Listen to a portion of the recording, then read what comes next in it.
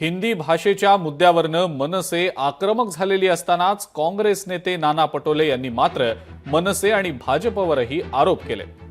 हिंदी भाषेवरनं सुरू असलेला वाद म्हणजे राज्यातील मूळ प्रश्न भरकटवण्यासाठी मुख्यमंत्री देवेंद्र फडणवीस आणि मनसे अध्यक्ष राज ठाकरे यांची मॅच फिक्सिंग असल्याची टीका पटोलेंनी केलेली आहे।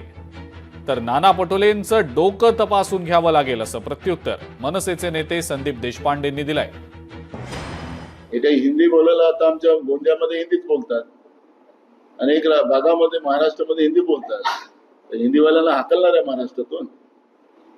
मुद्दा तो नाहीये, मॅच फिक्सिंग आहे। मी काल पण सांगितलं, देवेंद्र फडणवीस आणि राज ठाकरेची मॅच फिक्सिंग आहे। फक्त जनतेचे मुद्दे डायव्हर्ट करण्यासाठी या पद्धतीचं हा खेळ महाराष्ट्राला बदनाम करण्याचं पाप हे लोक करतात आहे। नाना पटोलेंचं मला असं वाटतं डोक्याचा जरा मेंदू तपासायला लागेल।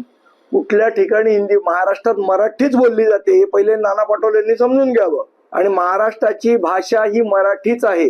जर त्याच्याबद्दल पटोलेंना आक्षेप असेल तर मला असं वाटतं मग त्यांचे आम्हाला डोकं तपासावं लागेल, आणि वेळ पडली तर कान पण।